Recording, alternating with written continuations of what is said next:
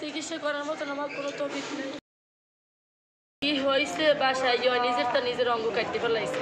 আল্লাহকে ওই পিছে মিশে কিছু নাই, ওর লগে একদম সমান।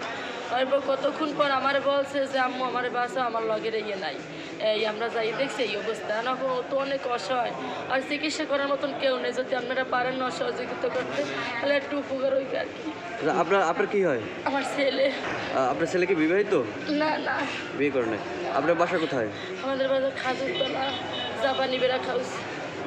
ব্র্যাক হাউস বলতে কি আবাসন? হ্যাঁ হ্যাঁ, আবাসনের ধারালো কিছু দিয়ে আসলে কি দিয়ে করছে আমরা বলতে পারি না। খালি কইছে আমার যে আমার একটু বাঁচাও। যাই দেখছি ব্লাড ভরে গেছে। কোন সময়কালে এটা, কখন? এই তো মনে হয় ঘন্টাখানি হয়। আপনার নাম কি? আমার নাম খুশি বেগম। আপনার ছেলের নাম কি? আমার ছেলের নাম সোমন। বয়স কত তার? বয়স 18 বছর হইতে, 18-19 বছর হইতে। আর কোন ছেলে সন্তান আছে আপনার? হ্যাঁ, আছে। আর পিডি 2 বোন আছে। আপনার সাথে আর কেউ আছে? হ্যাঁ আছে, ঘরের পাশে একটা লোক আছে। দাদা নিজে আপনি কাটিয়া নিজে রক্ত খায়। তাই যে নাক ফোরানো, এত কষ্ট হয় নিজে নাক ফোরানো মানে মেয়েলি স্বভাব। মিলি সব।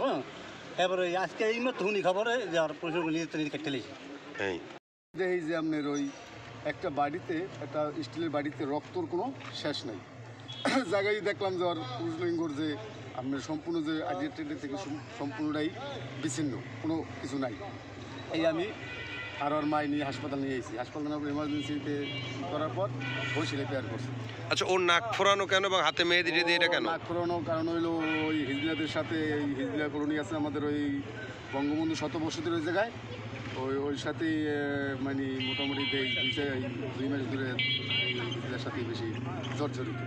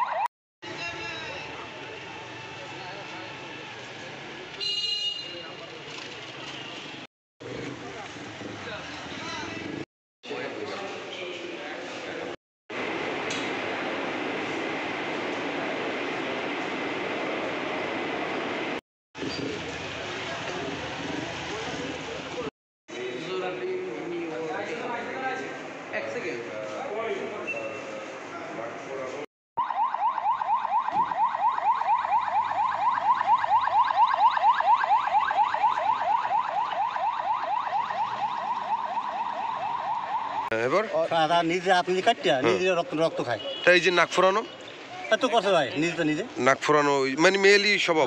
মিলি সব। এবারে আজকে এই মতো হুনি খবরে যে আর পশু নিজে কাটতে লেগেছে।